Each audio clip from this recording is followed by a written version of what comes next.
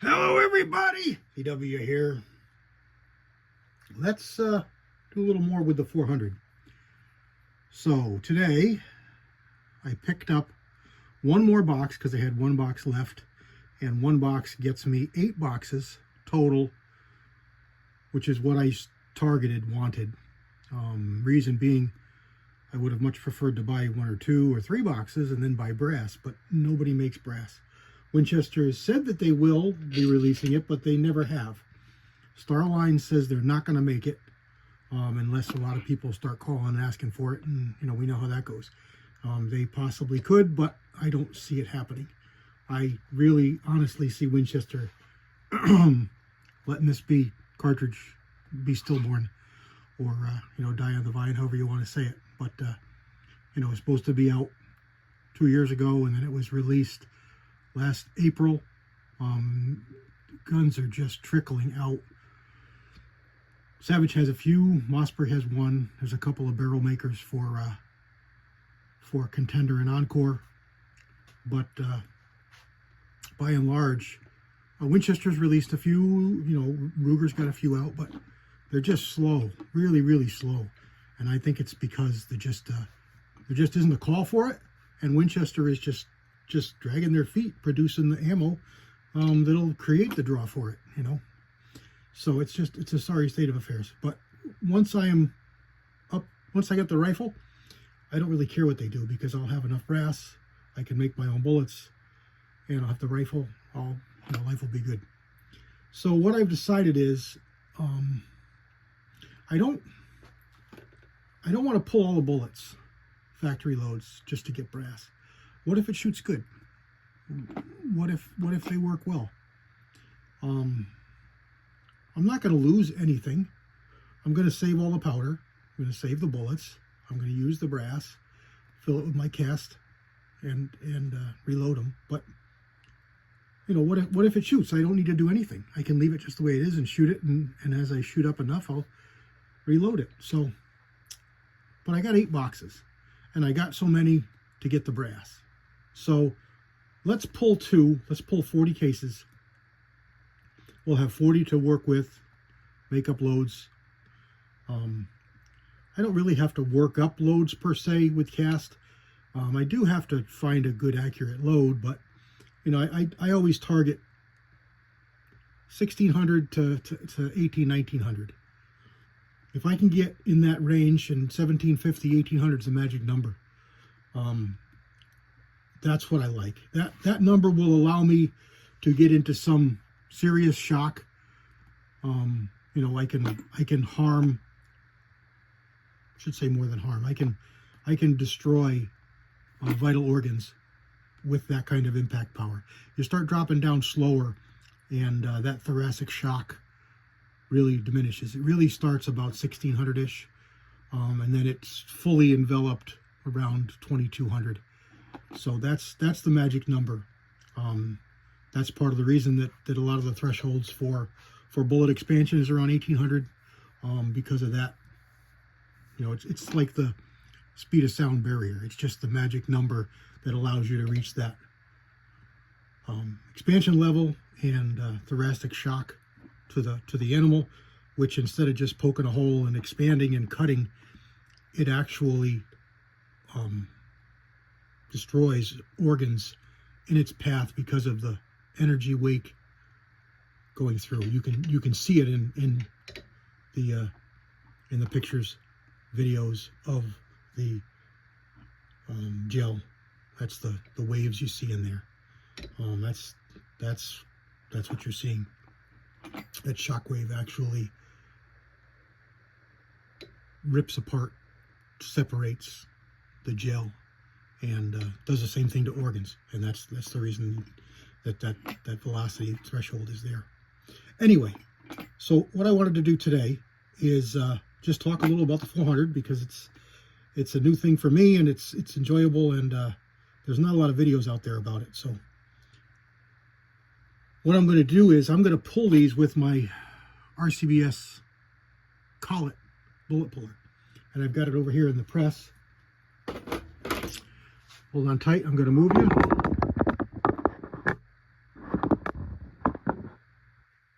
And that's this right here. How it works is we've got a die with a taper. The taper works off this taper here, and it pinches this collet down to make it smaller. So the diameter here is 400. You thread into the back with this here, with the die in between, and it pulls it in there. And then as you tighten this up, it sucks this up and it makes it crimp and grab the bullet. If done right, it doesn't even leave a mark on it. I'll show you how it works. Let me get better set up and a better view. Okay, there's the die in the top of the press, ready to go. I'm going to zoom you in a little bit here. And we're going to take a factory new cartridge. You put it in a regular shell holder. You run it up into the die until it stops. What that stop is that's the end of the case hitting the end of that collet. And then you just tighten the top, and then you just back your press off, and out pops the bullet. The bullet is up here. I'm just going to take it out, back off the screw. The bullet pops right out. And the only mark that's on it is from the factory crimp. That's not going to hurt anything. That bullet can be reloaded again without any problem, should we choose to use it again in the future.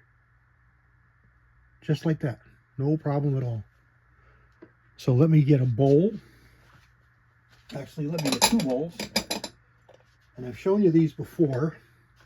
Back you out again. Whoops. Pyrex bowls. I highly recommend them. You can get them on Amazon. They're cheap. They're durable. They, you can just wash them, throw them in the dishwasher, give them to your wife, whatever, throw them in the sink, wash them up. No sparks. Put powder in them, bullets in them, whatever. You're going to find a lot of use for them on the bench. They stack really well. So we're going to use one for powder. We're going to use one for bullets. We just put it over here on the side. You take the case out, dump the powder in, tap it off. There's a case, empty, right down to the bottom. Of course, it's brand new, so there's no powder residue. We're going to leave the primer in. It's fine. And notice that these cases are crimped. The primers are crimped in these. Now, we saw this with some of the 350 Legend, and it's gotten so that all of the stuff for 350 Legend I find now is crimped. But in the beginning, I only found some of it was crimped. So it's something that Winchester has changed in their line. And to show you here something else, here is a 6.8 SPC case, and I have expanded this and made a case out of it, and I'm using it as a dummy. Now, the bases are different. The actual rim dimension is the same, but the 400 case is this one, slightly flared to make a rebated rim. This is not a rebated rim case. This rim is the same diameter as the body. This rim, the 400 case, is slightly smaller than the body by about 20 thousandths. But the rim is the same. So, for use as a dummy, just to throw in your die box, blown out SPC cases or 224 Valkyrie cases would be fine for dummies. Now see the rings on there? That's just from the expansion. It doesn't matter.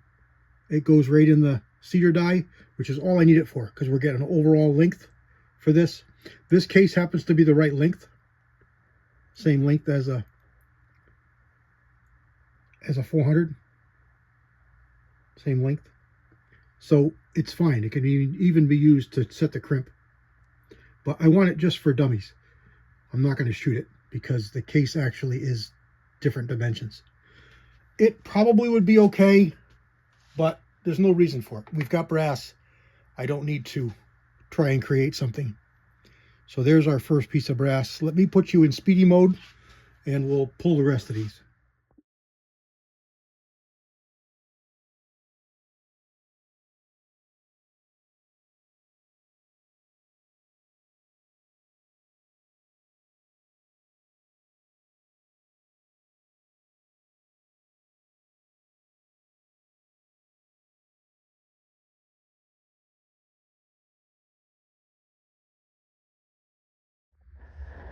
Okay, all pulled, and I did weigh the majority of them, and they're pretty consistent. I found three at 32.3, 5 or 6 at 32.4, most of them at 32.5, and a few, maybe 4 or 6 at 32.6. So I would have had to guess it would be 32.5 was the target. We don't know what the powder is, but we do know it's a flat ball powder, very similar to H110 296. So it could be, you know, any one of those. Could be 11FS, could be 300 MP. They all look very, very similar. They're all about the same burn rate. And that's if they're using commercial powders, if they don't have an equivalent powder made up just for them, which is quite possible. Who knows? But we're not going to play with that. We're just going to write down 32.5 grains. We're going to put this in a can. We're going to well label it that it came from 400 Legend at 32.5 grains for a 215 grain bullet. So if we load it again, we can use this powder at that charge with this bullet and be fine. Now we could also experiment a little bit, like if we had a 200 grain jacketed bullet, we could throw it behind the same load without a problem. 210 will probably be okay as well. All right, so we got everything pulled. We've got 39 pieces of brass because there's that one that I loaded previous. We'll just add that to it. And there we go. All right. So maybe next time we'll do another step or something else. We've got a brand new set of Redding dies that you see there. Redding 400 Legend dies. I've got a Lee through powder die, which is also a flaring die. Now this comes with a flaring die too, but let's see how they work. Maybe I like this one better. And the one thing I also have on order is a Hornady taper crimp die. And that's only because there's a taper crimp built into that cedar die over here. But I'm going to use that for seating, and I don't want to have it set up to do both. So I'll do it on a separate step. And having a separate die will allow me not to have to change that setting. I can leave that setting where it is, not to crimp, just to seat, and then I'll come back and seat in a separate step. So that's all in the next time. We'll talk about that in the next time. This one here is long enough. Just wanted to talk a little bit about the 400. Tell you all that I do have one on order. And at the end of this, I will throw up what I ordered. I decided on a Ruger. Watched a video that a guy had posted from a couple weeks ago with a Predator, which I had no idea that Ruger was offering the 400 Legend in the Predator. That changes things. I was really iffy about the short 16-inch barrel again. I don't think it hampers performance enough to really worry about. This is not a long range, or you don't have to squeeze eke every foot per second you can get out of this to have it be a good performer. It's a close range deer caliber. It's a 10 millimeter Magnum plus Magnum. It's just it doesn't have to be all that, but aesthetically, a 20-inch barrel looks really good. That's the reason I was leaning towards the Savage. I've learned the Savage only has a pillar bedded stock, not the aluminum chassis Hogue stock that's offered, like I have in my 7 mag, and I did in a couple videos back. So I think the Savage would be fine. but that Ruger Predator is darn sharp. It's got a dark green stock with black and brown fleck, and I had them in my hand today. It's really nice, and the stock is more rigid than the Hogue, so more than likely I'll be able to leave it. It does offer length of pull and cheek rest, and the cheek rest is good and high, so it should line up good right out of the box, where the Savage is quite low. You shoulder that Savage. I have a high cheekbone, so I need a high comb. You shoulder that Savage. I shoulder that Savage, and I'm looking flat level with the pick rail bar. I shoulder the Ruger, and I can see the tip of the muzzle, and I can see the whole rib of the pick rail. So my cheek is a good 5/8, 3/4 higher, which is going to put me in line with the scope a whole lot better. And I like to have my scope slammed down as low as I can. And you know, we're going to put that Monstrum Banshee LPVO 2-10 on here. So good. I can probably get away with a low ring. I will check my inventory and take a gamble and order a low ring if I don't have one. I like a nice heavy-duty ring like a Seekins. I've used a couple of their rings. I really like them. All right, I'm making this video long, and we're talking about a lot of stuff because you can tell this is I like this caliber. I like the idea of it, and I'm having fun. So I want to spread this out over a couple of videos. All right, so here we go. We pulled all the bullets. We got powder separated. We're going to box that up. We're going to box up the bullets, put them on the shelf, and we're going to get ready for loading up some cast.